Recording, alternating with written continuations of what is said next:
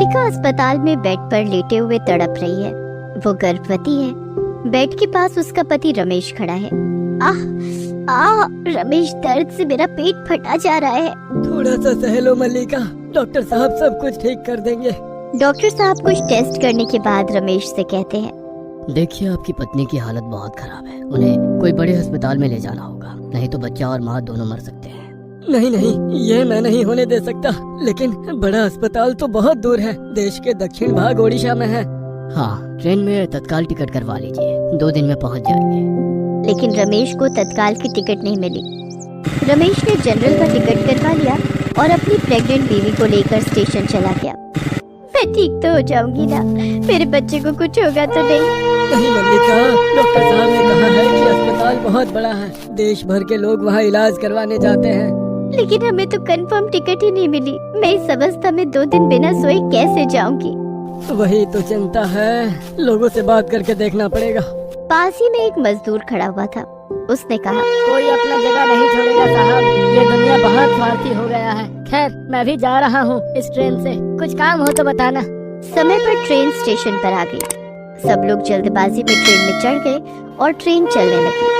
रमेश मल्लिका को लेकर उस बोगी में गया जहाँ ज्यादा पैसे देकर लोग सोते हुए सफर का आनंद लेते हैं। रमेश ने एक आदमी से कहा, साहब, मेरी बीवी गर्भवती है, उसके पेट में बहुत दर्द है, उसे सोने के लिए थोड़ा सा जगह देंगे क्या? ये सुनकर वो आदमी गुस्सा हो गया।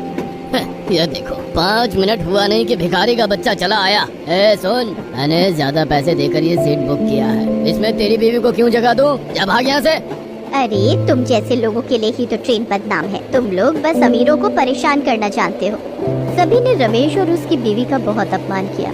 रमेश अपनी बीवी को लेकर जनरल बोगी में चला गया, जहाँ ठीक से खड़े होने की भी जगह नहीं थी। मेरे पेट में फिर दर्द हो रहा है, मैं खड़ी नहीं हो पा रही हूँ। थोड़ा सा इंतजार करो मल्लिका, टीटी साहब को आने दो, मैं उनसे बात करके देखता हूँ। कुछ देर बाद टीटी टिकट चेक करने के लिए आया। रमेश ने उससे सब कुछ खुलकर कहा। टीटी बोला, ये तुम्हारे बाप का ट्रेन है क्या? हाँ, यहाँ मुफ्त में कुछ नहीं होता है। मेरे पास एक बेड है, लेकिन उसके लिए 3000 रुपए लगेंगे। 3000 रुपए? लेकिन इतना पैसा तो मेरे पास नहीं है साहब। तो फिर बेड के बारे में भूल जाओ, पता नहीं कहाँ कहाँ से चले आते हैं गरीब के बच्चे। टीटी चला गया। मल्लिका खड़ी रही। रमेश उसके पास खड़ा रहकर उसे सहारा देता रहा। इतने में मल्लिका का पेट बहुत ज्यादा दुखने लगा। वो जोर जोर से चिल्लाने लगी, आह आह आह। तभी वो मजदूर वहाँ आया।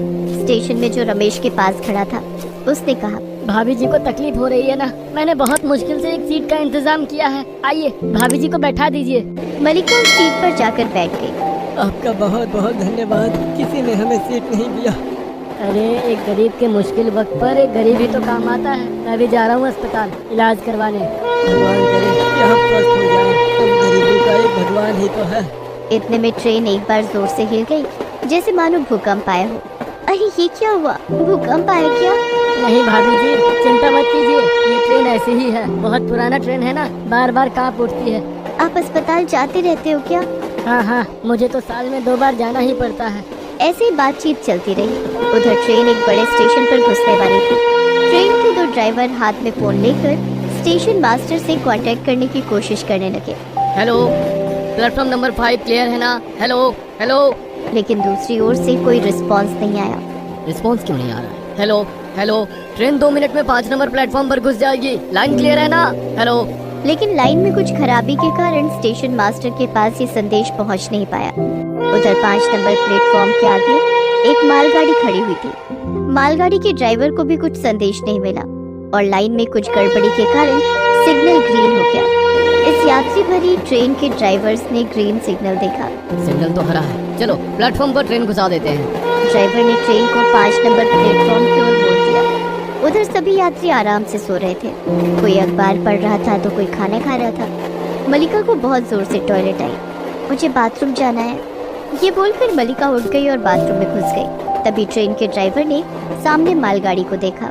अरे बाप रे, सामने मालगाड़ी है, ब्रेक मारो ब्रेक मारो। ड्राइवर ने ब्रेक तो मारा, लेकिन ट्रेन की रफ्तार बहुत ज्यादा थी। ब्रेक मारकर भी कोई फायदा नहीं हुआ। इस ट्रेन ने मालगाड़ी को धक्का मार दिया और पूरी की पूरी ट्रेन पलट गई। मल्लिका बाथरूम में थी। बाथरूम टूट गया और वो बाथरूम से एक झटके में पास ही के एक खेत में गिर गई। उसके सिर पर चोट लगी और वो बेहोश हो गई। लेकिन बाकी यात्री ट्रेन के अंदर ही फंस गए। कोई ट्रेन के नीचे दबकर मर गया, किसी का हाथ शरीर से अलग हो गया तो किसी का पैर। सभी दर्द के मारे तड़पने लगे। बचाओ, हमें बचाओ। मुझे कोई बचा लो, मेरे बच्चे मेरा इंतजार कर रहे हैं। लेकिन कौन किसे बचाएगा? चारों तरफ खून ही खून बहने लगा। चारों ओर से रोने और चीखने चिल्लाने की आवाज आने लगी। दोनों ड्राइवर तो वहीं पर मर गए। रमेश का एक हाथ शरीर से अलग हो गया। उसने आसपास देखा तो वो मजदूर मरा पड़ा था। रमेश को रोना आ गया। आपने हमारी कितनी मदद की और ये क्या हुआ आपको? मल्लिका, मल्लिका कहाँ है? रमेश ठीक से खड़ा नहीं हो पाया, लेकिन किसी भी तरह एक हाथ की मदद से वो ट्रेन से बाहर आया। वो मल्लिका को ढूंढने लगा। मल्लिका, मल्लिका, कहाँ हो तुम? मुझे आवाज दो, मल्लिका। रमेश की चीख किसी ने नहीं सुनी। उसने देखा चारों ओर लोग चीख रहे हैं, चिल्ला रहे हैं। इतने में रमेश ने देखा एक आदमी ट्रेन के अंदर से उसकी ओर हाथ बढ़ाए हुए उसे पुकार रहा है। मुझे बचाओ, मुझे खींचो, मुझे बचाओ। ये वही आदमी है जिसने मल्लिका को जगह नहीं दी थी, जिसने रमेश का अपमान करके भगा दिया था। लेकिन रमेश इंसान था, उसके पास दिल था। उसने उस आदमी को बचाने के लिए अपना हाथ बढ़ा दिया और बहुत मुश्किल से उस आदमी को खींच लिया। लेकिन उसके पास एक ही हाथ था, इसीलिए वो अपना बैलेंस ठीक नहीं रख पाया और ट्रेन के अंदर गिर गया। वो आदमी उसके ऊपर गिरा और ट्रेन का एक हिस्सा टूटकर दोनों पर गिर गया।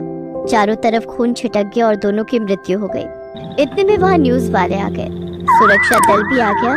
लेकिन ये हादसा इतना बड़ा था कि सबके होश उड़ गए। एक के बाद एक लाशें निकलने लगी और सरकार गिनती करती रही। रात से सुबह हो गई। 500 से भी ज्यादा लोगों की मृत्यु हो चुकी थी। इतने में खेत के ऊपर सूरज की रोशनी पड़ी और बेहोश मल्लिका को होश आया। उसके पेट में अचानक से दर्द हुआ। वो दर्द से तड़पने लगी और खेत में ही उसकी डिलीवरी हो गई। उसे एक बेटा हुआ। बेटा, मेरा बच्चा। लेकिन ये क्या हुआ? चारों तरफ इतना हंगामा क्यों है? अपने बेटे को गोद में लेकर मल्लिका ट्रेन की पटरी पर आई और ये सब देखकर चौंक गई। वो रमेश को ढूंढने लगी। पुलिस के पास जाकर उसने कहा, आपने मेरे पति को देखा है क्या? देखिए, हमारे पास बहुत सारे लाश हैं। उन सबको देखकर अपने पति को आइडेंटिफाई करो। मल्लिका लाशों के पहाड़ में अपने पति को ढूंढती रही और अंत में उसे रमेश की डेड बॉडी दिखी। मल्लिका रो पड़ी। एक पुलिस वाले ने उसे सहारा दिया। देखो, रो मत। तुम्हारे जैसे बहुतों ने अपने परिवार वालों को खोया है। शुक्र करो कि तुम जिंदा हो और तुम्हारा बच्चा भी ठीक है। मल्लिका ने अपने बेटे के सर पर चुंबन किया। बेटा, तू बिल्कुल अपने बाप पर गया है। जिस दिन इतने सारे लोगों की जान गई, उस दिन दुनिया में एक नई जान आई। शायद यही है जीवन का सार, यही है जीवन का मतलब। हम सभी को एक ना एक दिन तो जाना ही है, लेकिन मृत्यु इतनी भयानक होती है, ये किसको पता था। जिंदगी 2 पल की है दोस्तों, उसे जी भर कर जी लीजिए। पता नहीं कब किसका बुलावा आ जाए।